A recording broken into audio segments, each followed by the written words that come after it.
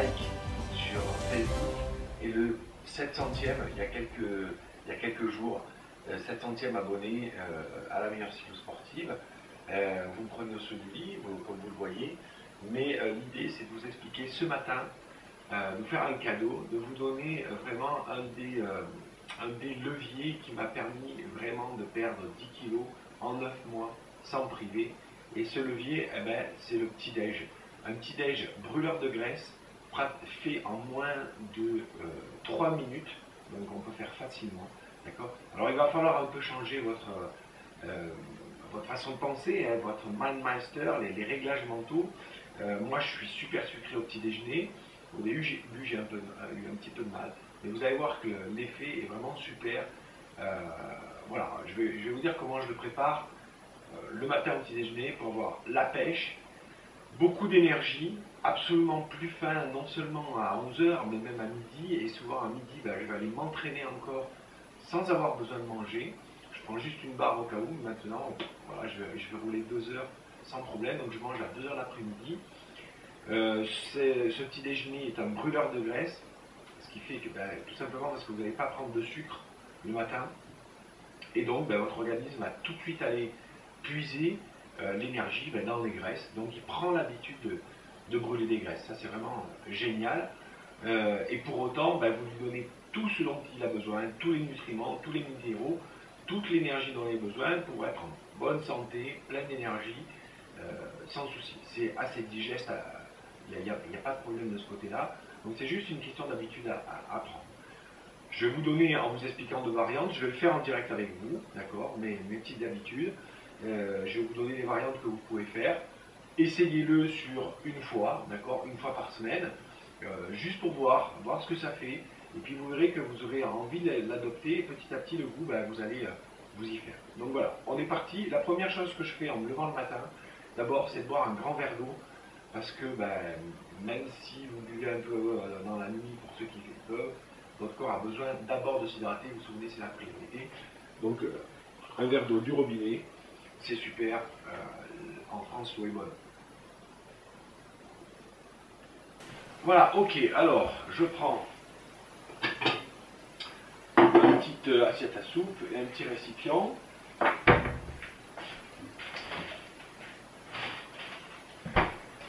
Dans la petite assiette à soupe, je mets des épinards surgelés.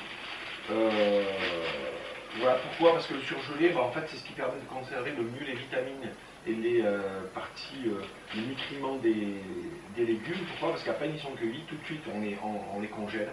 Donc en fait, souvent il y a plus de vitamines que dans les produits frais.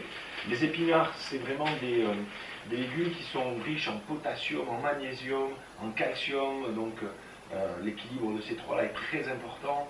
Il y a du fer, il y a différentes choses comme ça. Et c'est des fibres aussi. Voilà, c'est vraiment des très bons aliments. Donc j'en mets pas mal, puisque en fait l'idée c'est que on puisse manger vraiment à volonté.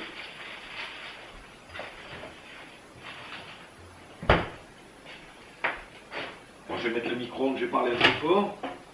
Voilà, je mets une minute au micro-ondes. Je vous dis que c'est prêt en 3 minutes, donc ça va être prêt en 3 minutes.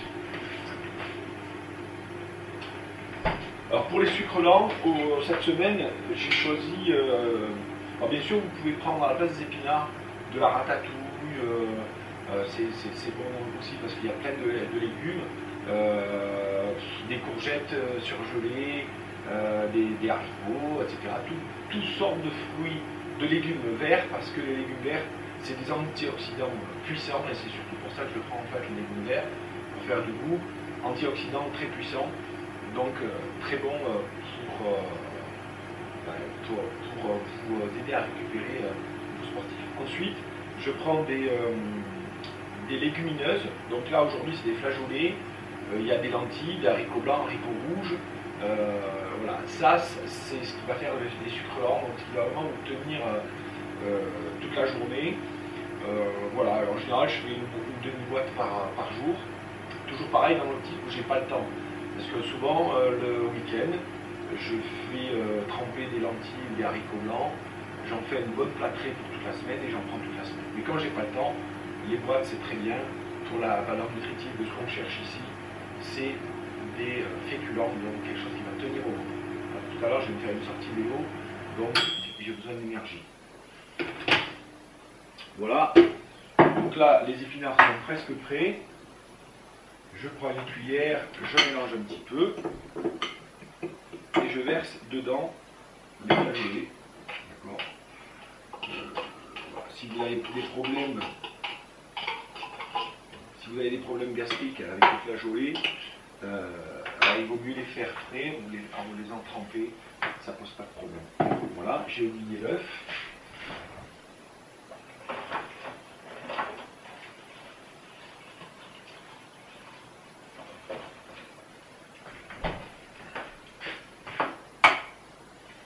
Voilà, je casse un œuf dans ce petit récipient. Je pourrais le casser directement dedans, mais en fait, quand on le cuit au micro-ondes, il vaut mieux le couvrir pour pas qu'il pète. Donc voilà, j'ai trouvé cette technique, ça marche bien. Donc il y a eu 1 minute de préparation là. Toc, toc, je mets tout ça à la poubelle. Alors l'œuf, lui, ben, c'est un apport en protéines qui est très intéressant parce que c'est la bonne protéine. Dans l'œuf, le jaune d'œuf, ben, c'est du bon gras, d'accord. Donc c'est du gras qui va être brûlé rapidement puisque vous ne l'associez pas avec du sucre. Donc tout ce que vous avez pu lire, etc., les œufs, c'est pas bon, il ne faut pas manger trop, etc. C'est vrai si vous mangez du sucré, parce que notamment dans les préparations, les gâteaux, etc., on met des œufs avec du sucre, là c'est une catastrophe. Là vous pouvez manger 2, 3, 4 œufs par jour, vous êtes sportif, il n'y a aucun problème, vous n'avez pas de problème de cholestérol si vous ne mangez pas de sucre. Dans le jaune d'œuf, il y a pareil du fer, du magnésium, du calcium, du potassium, des vitamines B qui sont les vitamines de l'effort en nourriture, voilà, d'accord.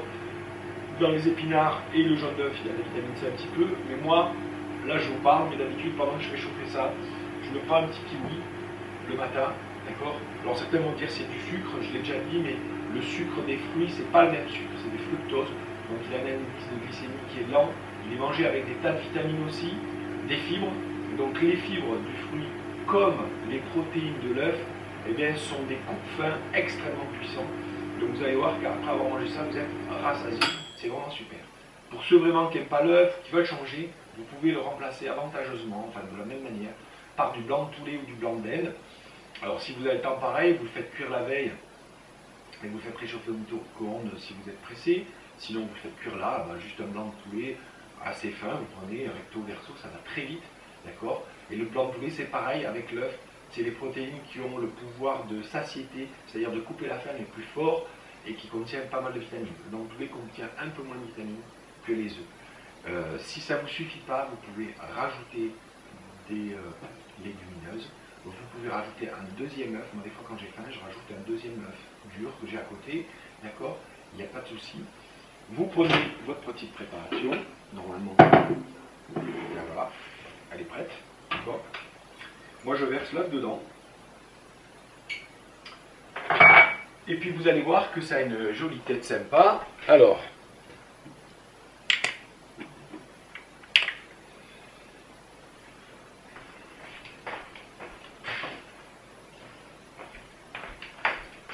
je rajoute des épices et des éléments pour que c'est bon goût. D'accord. Alors, du sel un tout petit peu, parce que les épinards et les flageolets sont pas très salés. C'est pas super bon. Légèrement un peu de poivre. Du curcuma, ça n'a pas de goût, d'accord. Par contre, c'est un antioxydant hyper puissant. J'en mets un tout petit peu. Du gingembre, en ce moment c'est l'hiver, mais même quand c'est pas l'hiver, le gingembre ça vous améliore la circulation sanguine, ça délate un peu les vaisseaux. Donc c'est très bon et ça vous réchauffe en hiver. Donc ça c'est super. Voilà. Et puis, mon petit secret, un petit peu de cannelle. La cannelle, en fait, ça permet d'accélérer le processus de combustion des graisses. Et puis ça donne un petit goût sur du salé qui est assez sympa. Voilà. Donc après, bah écoutez, je prends un couteau. Moi personnellement, je coupe et je le mange direct. Mais d'abord, je vous montre. D'accord. Voilà. Bon, sympa quoi. Si des fois il y a passé de lumière. Voilà. Sympa. Donc. Donc voilà, vous avez mon petit secret du matin au petit-déj. Je vais le couper, le manger. Je vais manger mon petit fruit. Les fruits, mangez-les toujours avant le repas parce que ça contient plein de vitamines et minéraux, mais il faut qu'ils soient mangés en premier. Ça descend directement dans les intestins et c'est digéré. Vous absorbez tous les bienfaits des fruits. Par contre, si vous le mangez après ça, ben, ça reste bloqué dans l'estomac le temps de digérer, d'accord? Le fruit vient derrière, il ne peut pas passer, il est attaqué par les sucs gastriques, ça vous provoque de l'acidité. Et par contre, une fois qu'il arrive dans les intestins, ben, tous les minéraux et vitamines qui sont, vous le savez, très fragiles, ben, vous n'en avez plus. Donc voilà. Je vous remercie donc pour vos 100 likes sur Facebook. Parlez-en à vos amis pour qu'il y en ait plus. Vos 700 abonnés, c'est génial. Donc voilà, c'est mon petit cadeau, le petit-déj brûleur des graisses. C'est un secret qui va vous faire perdre du poids sans vous priver. Et vous allez voir, c'est vraiment, au final, quand vous êtes habitué, c'est un régal. Une fois par semaine, moi je suis sucré, donc une fois par semaine, je me fais un plaisir. Je me fais un bon petit-déj avec des viennoiseries, des tartines au Nutella, à la confiture, au machin, etc. Vous le faites une fois par semaine et vous verrez, c'est le pied. Pour finir, si vous voulez avoir d'autres secrets, exercices brûleurs de graisse, de l'alimentation qui va vous aider à mincir en étant en pleine forme, pleine d'énergie, je vous rappelle notre webinaire du 26 novembre. Pour les abonnés de la meilleure cyclo sportive, vous pouvez avoir un prix préférentiel. Normalement, vous avez reçu votre lien, sinon vous me le demandez dans les commentaires ou ailleurs, vous me laissez votre mail. Il n'y a aucun souci. Je veux qu'on soit le plus nombreux à ce webinaire. Je vous remercie vraiment et je vous dis à très bientôt. Maintenant, c'est à vous de jouer.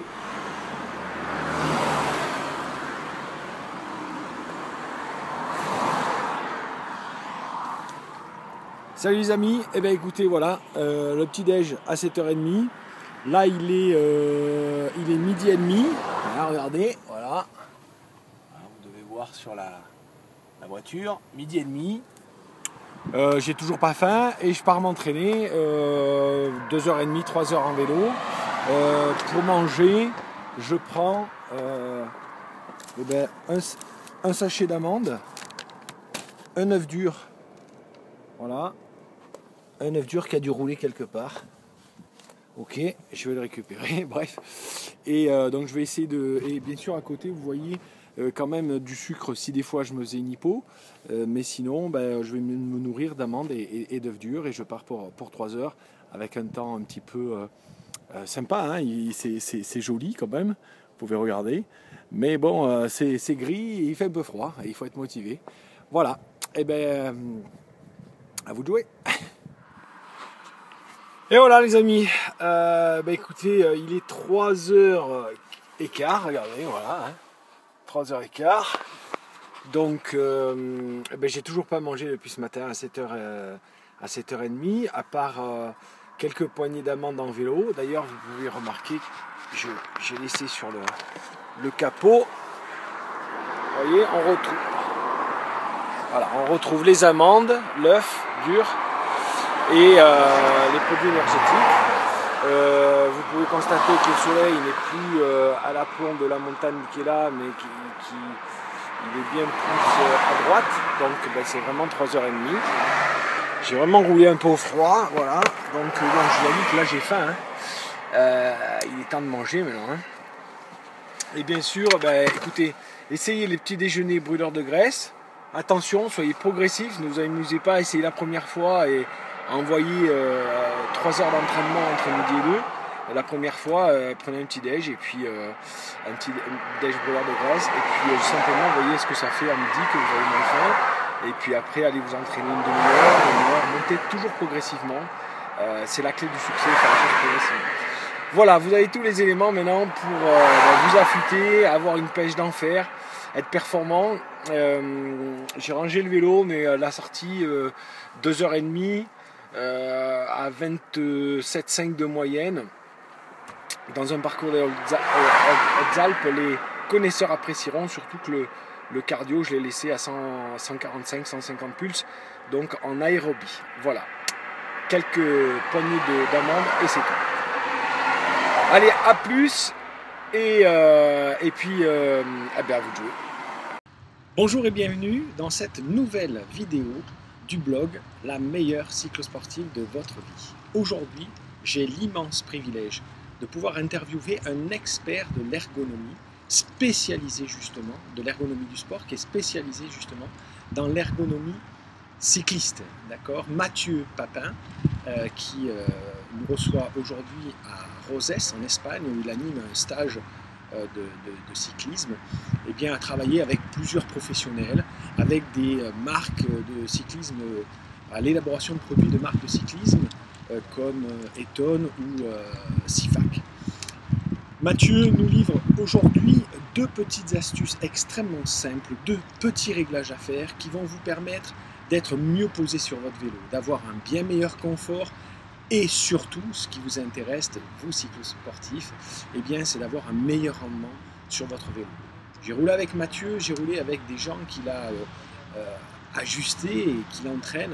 Je peux vous dire que c'est des gens qui sont posés sur leur vélo, ils ne bougent pas pendant toute la sortie, qu'elle dure 2 heures, 3 heures ou 4 heures, toujours bien positionnés. Donc c'est vraiment une référence et j'ai beaucoup de chance de le recevoir aujourd'hui. Donc écoutez cette interview, il peut énormément vous servir à vous entraîner plus intelligemment.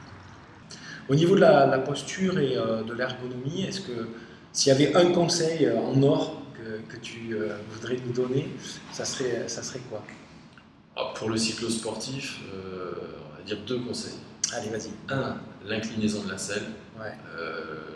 On le voit encore aujourd'hui dans les magazines, on vous dit de mettre la selle à l'horizontale. Ouais. C'est une grossière erreur. Il faut absolument l'incliner, bec de selle plongeant vers le devant. Alors, le niveau d'inclinaison en degrés, il n'est pas défini précisément puisque ça dépend du modèle de chaque selle, mais d'une manière générale, vous pouvez baisser le bec de selle d'1 centimètre par rapport à l'arrière de la selle. Par rapport à l'arrière de la selle. Ouais. Comme tu disais, l'autre jour, tu avais une image, c'était mettre en fait le niveau, non pas sur l'ensemble de la selle, sur les 2 mais tiers juste avant. sur les 2 tiers avant, là où commencer là où on pose en fait. Tout à fait. Ça va permettre, de limiter les compressions sur le périnée et donc toutes les pathologies sous-jacentes. Et là, sur ce point-là, il y a notamment les hôpitaux de Lyon qui travaillent énormément et qui, eux, sont en effet en faveur d'une selle très inclinée sur l'avant, d'autant plus chez les femmes. Et l'avantage de cette selle inclinée sur l'avant va générer un mini appui lombaire, comme ce qu'on a pu voir dans les années 90 avec une selle qui était interdite depuis par le CI et qui permet de caler le bassin sur l'arrière dans la phase de poussée. Encore plus quand on fait un travail en montagne, où là, en effet, on se retrouve à pousser sur la pédale vers l'avant, le bassin mécaniquement recule. Et du fait d'avoir la selle légèrement inclinée, ça va permettre de stabiliser le bassin sur l'arrière et donc de gagner en rendement. Super, ouais, on gagne en confort et en rendement. Voilà. Et sans parler que voilà, grâce à cela, on peut supprimer tous les kystes sébacés qui sont liés à des hyperpressions au niveau du périnée. Et puis bon, toutes les pathologies pas très sympathiques à ce niveau-là. Ouais, bien sûr. Puis bon, savoir tenir une position aussi plus longtemps. Exactement, ça permet de mettre beaucoup plus facilement les mains en bas du guidon, puisque quand on met les mains en bas du cintre, le bassin passe en antéversion, il s'incline vers le devant, il comprime encore plus le périnée. Alors, du fait d'avoir la selle inclinée sur le devant, ça va permettre de limiter les compressions et de tolérer cette posture sans problème. C'est vraiment super. En plus, quand on roule avec toi, c'est flagrant parce que tu es tout le temps les mains en bas du guidon et tu as l'air dans un confort incroyable. Exact. Alors justement, deuxième petit point positif qui permet ce confort dans cette position main en bas du guidon, c'est le cintre. Là, on peut dire que tout cyclosportif peut sans problème, sans analyse posturale, choisir un cintre compact. Un cintre compact, c'est un cintre qui a un faible reach et un faible drop, donc en gros une faible hauteur et une faible profondeur. En termes de données théoriques, c'est moins de 78 mm sur la profondeur du cintre, axe-axe, et moins de 130 mm sur la hauteur du cintre, axe-axe, toujours.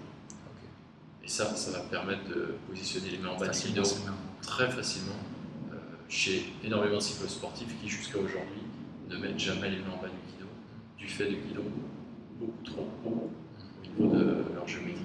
Ouais, comme la courbure est trop grande, il faut descendre trop bas pour aller la chercher. Exactement. Alors que si le cintre est plus compact, on peut rester les mains en bas du guidon. Sans pour autant incliner le buste. Sans se fatiguer. Par contre, on gagne en aérodynamisme et ça, c'est tout à fait négligeable. Okay. Bon, bah super. Merci beaucoup. Ça, c'est vraiment 2 bons conseils. Ouais, non, super. Vraiment. Bah, ça, il n'y a pas besoin de faire du postural. Ouais. Ça ne coûte rien, c'est sûr, ça marche pour tout le monde. C'est ça. Tous les coups, on gagne. Et bien voilà, maintenant vous savez comment bien régler votre vélo. Évidemment, rien ne remplacera une étude posturale. Alors, si vous voulez en faire une avec Mathieu, c'est du top niveau, mais là, il y a une liste d'attente, donc n'hésitez pas à le contacter rapidement sur son site, juste en dessous, pour prendre rendez-vous. Et là, vous aurez une position parfaite, aérodynamique, puissante et confortable. Retenez bien ces 2 astuces, elles sont simples. Réglez votre selle non pas à l'horizontale, mais à l'horizontale à partir du milieu de la selle, d'accord, pour laisser l'arrière un peu plus relevé. Et puis, ce deuxième conseil tout simple, ça peut vous coûter pas très cher si vous n'en avez pas un, d'accord, c'est remplacer votre cintre par un cintre compact.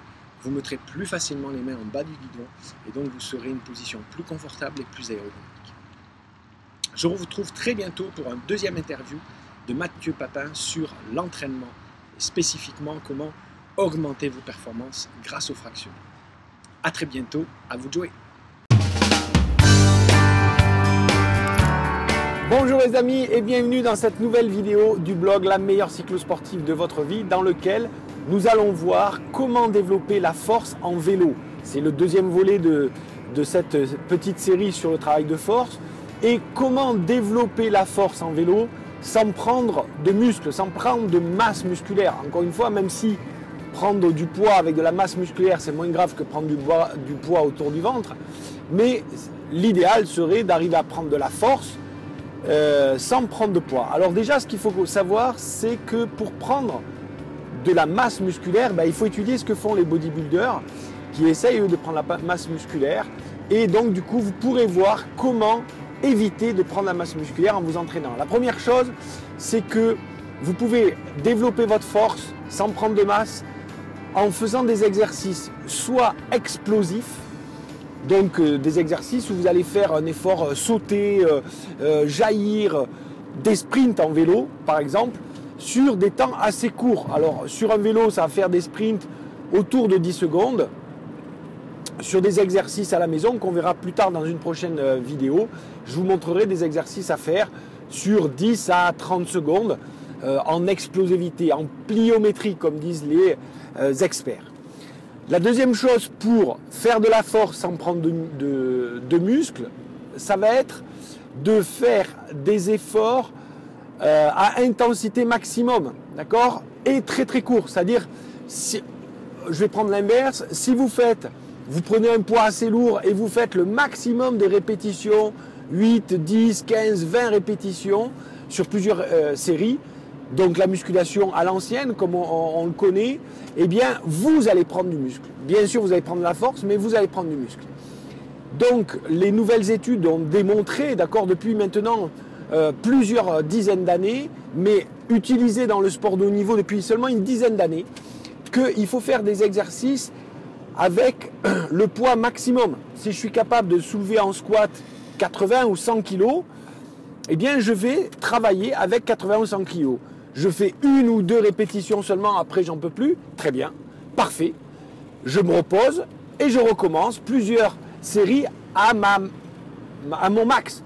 Ainsi, je vais petit à petit augmenter mon max sans prendre de masse musculaire. Évidemment, si je soulève aujourd'hui 100 kg et que demain j'en soulève 120, j'ai gagné 20% de force.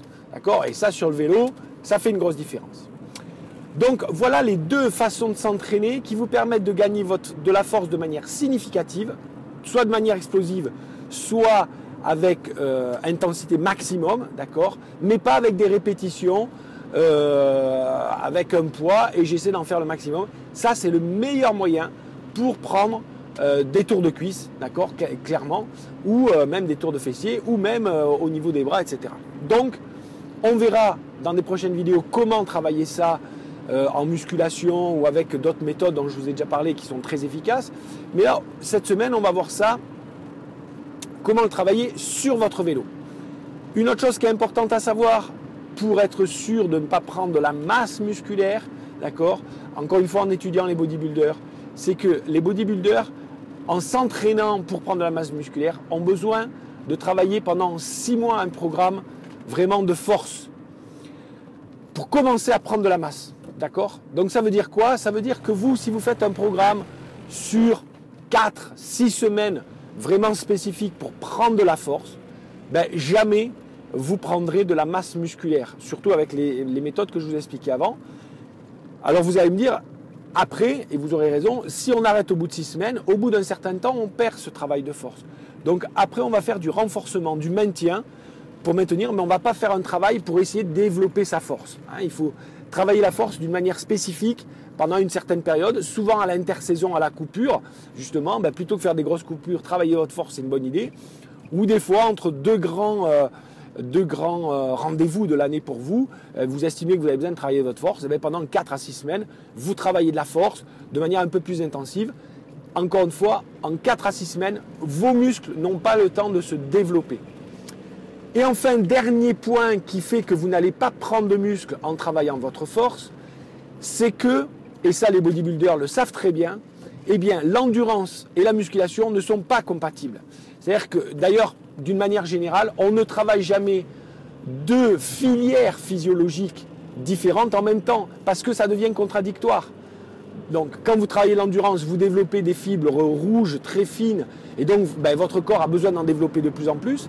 Quand vous travaillez la musculation, vous travaillez des fibres blanches, très peu irriguées au niveau sanguin, assez grosses, donc c'est contradictoire. Et comme votre organisme ne sait pas quoi choisir, il fait moitié des deux, et en tout cas surtout, il ne va surtout pas développer des fibres blanches. Donc vous avez ces 3 raisons-là qui vous protègent pour y aller à fond, développer votre force, parce que c'est vraiment une qualité importante en vélo, encore une fois, sur lequel on a plus de potentiel qu'en vélocité. Mais vous pouvez le faire soit en explosivité, soit en intensité maximum, pendant 4 à 6 semaines pour éviter de prendre du poids, et ça suffit pour faire vraiment un palier significatif. Et le fait de travailler en endurance à côté, eh bien, ça va limiter votre prise de poids, voire ça va complètement l'annihiler. Alors, de quelle manière vous pouvez vous entraîner en vélo pour développer votre force? Eh bien, d'abord, vous avez un moyen très simple et très ludique, c'est de faire des petits sprints de moins de 10 secondes, parce qu'au-delà de 10 secondes, vous passez dans un autre processus physiologique. Voilà, d'alterner des petits sprints. On dirait des pancartes, d'accord? Sauf que là, on va un peu plus le structurer. Ce que je vous propose de faire, c'est de lancer votre machine sur un braquet pendant une dizaine de secondes, faire un sprint pendant 7 secondes maximum, et ensuite de récupérer pendant 2 à 3 minutes pour avoir une récupération totale, c'est-à-dire vraiment mouliner, faire tomber le cœur à 70% de votre fréquence cardiaque. Donc c'est vraiment hyper facile. Pourquoi? Parce que quand vous serez hyper facile, vous pourrez faire un sprint en pleine intensité, et c'est ce qu'on va chercher à développer l'explosivité, la pliométrie de vos muscles, et pas à faire de la résistance. Donc avant de commencer votre sprint, il faut que vous ayez fait une récupération totale, et vous allez voir qu'avec 10 secondes même de sprint en intensité maximum, votre cœur ne va pas monter. Donc on reste bien dans un processus physiologique aérobie, donc d'endurance, mais avec un travail d'hyper-intensité, d'explosivité. Le deuxième moyen de développer votre force, eh bien, ça serait une manière classique. Vous vous mettez sur votre vélo, vous mettez tout à droite, ou presque tout à droite. Encore une fois, le braquet n'a pas d'importance. Vous devez trouver, selon l'inclinaison de la route et votre forme, le braquet qui fait que vous allez tourner les jambes entre 50 et 60 tours de pédale par minute. En dessous de 50, vous risquez de mettre trop de tension sur vos tendons et vos ligaments du genou, et donc de vous blesser. Au-dessus de 60, vous ne travaillez plus la force. Donc là, vous vous mettez sur un parcours au début plutôt assez plat, puis après vous pouvez légèrement monter, pour vraiment travailler avec une intensité assez forte, votre force, pendant 1, 2 ou 3 minutes pour vous habituer, puis vous récupérez pendant 1 ou 2 minutes, et vous recommencez ainsi plusieurs fois sur une sortie encore une fois en endurance, parce que pendant votre travail de force, entre 50 et 60 tours de pédale par minute, votre cœur ne doit pas dépasser 80% de votre fréquence cardiaque maximum. Pourquoi? Parce qu'au-dessus, vous travailleriez la puissance. Et ça n'est pas la même chose. Donc on travaille de manière spécifique en vélo les qualités physiologiques comme la force. Donc souvenez-vous, entre 50 et 60 tours de pédale par minute, à 80% de ma FC max maximum. Et ça, ben, j'alterne 2-3 minutes de force. Je pense que plus de 3 minutes, après on a du mal à se concentrer sur être bien gainé sur son vélo, avoir un coup de pédale malgré tout qui est souple, où on pédale sur tout le cycle de pédalage, la phase de poussée, mais aussi la phase de traction en force. C'est très important pour développer les ischios. Et ça, ben, pour rouler sur le plat, pour travailler en force, c'est très important. Le troisième type d'exercice, et les exercices suivants, sont des exercices qui sont très intéressants parce que vous allez travailler en même temps votre efficacité gestuelle. Donc moi, je vous propose de faire le fameux exercice de l'unijambiste. Vous pédalez que sur une jambe. Alors attention, là, sans avoir des braquets où vous forcez, vous n'avez pas besoin de forcer. Et même ça peut être nuisible. Vous risquez de vous blesser. Si vous forcez trop en unijambiste, ben vous allez déséquilibrer, un peu essayer de corriger. Et là, vous risquez de vous blesser.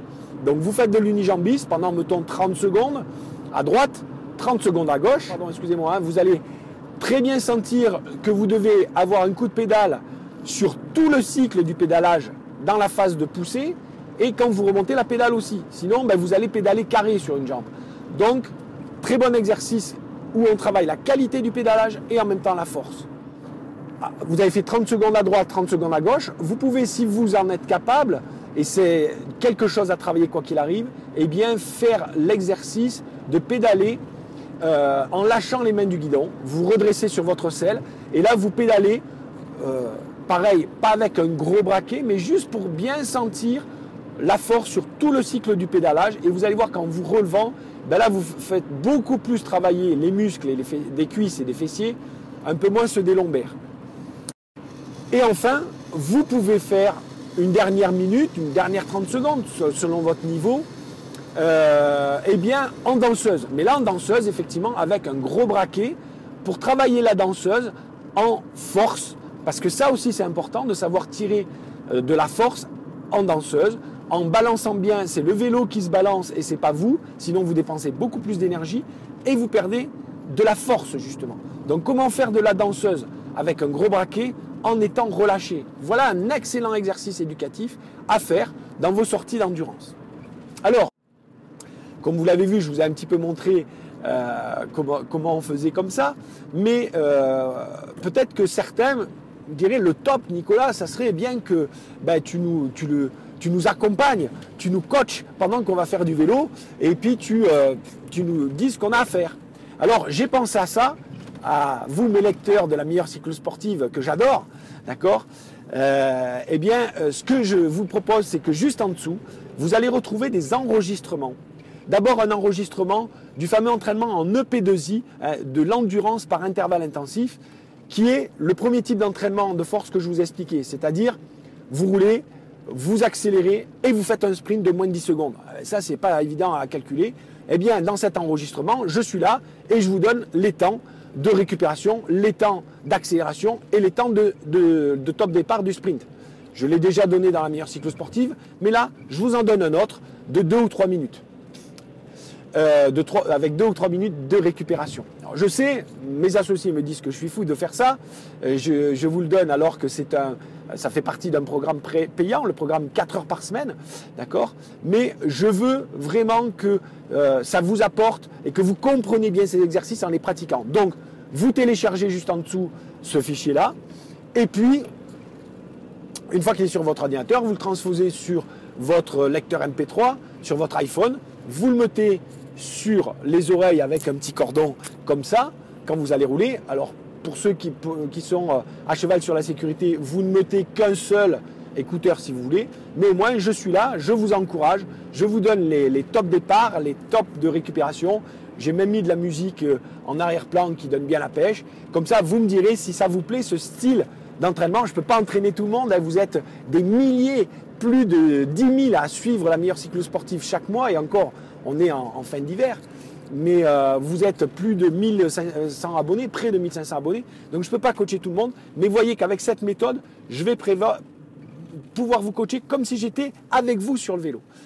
Et puis bon, comme évidemment je vous ai expliqué aussi les exercices, on va dire éducatifs, eh bien je vous propose le deuxième enregistrement juste en dessous, qui fait aussi partie du programme 4 heures par semaine, qui est de la force qualitative, où là je vous donne les tops pour enchaîner un coup l'unijambiste à droite, un coup à gauche, faire du vélo en lâchant les mains et aussi la danseuse en force. Comme ça, eh bien, vous aurez plusieurs répétitions, vous pourrez mettre ça pour vos sorties en endurance et vous entraîner comme si j'étais à côté de vous. Laissez-moi juste en dessous dans les commentaires si vous trouvez ça génial comme moyen de vous entraîner, si ça vous plaît. Le programme 4 heures par semaine va bien sûr réouvrir très bientôt, donc soyez attentifs pour ceux qui sont intéressés. Dites-moi si ça vous intéresse d'avoir ce type d'entraînement et si vous attendez avec impatience la réouverture du programme 4 heures par semaine pour réussir cet été votre étape du Tour, mais surtout pour acquérir tous les principes de base de l'entraînement en vidéo comme je fais là, avec des audios pour vous entraîner chaque semaine. Donc vraiment pendant 3 mois, je vous suis chaque semaine pour vous expliquer tous les principes de l'entraînement. Toutes vos séances sont expliquées par vidéo et je vous accompagne après sur vélo avec des audios. Plus des tas encore de surprises et de bonus. Donc, j'espère que vous êtes impatients de la réouverture de ce programme. Et moi, je vous dis à très bientôt. Maintenant, c'est à vous de jouer.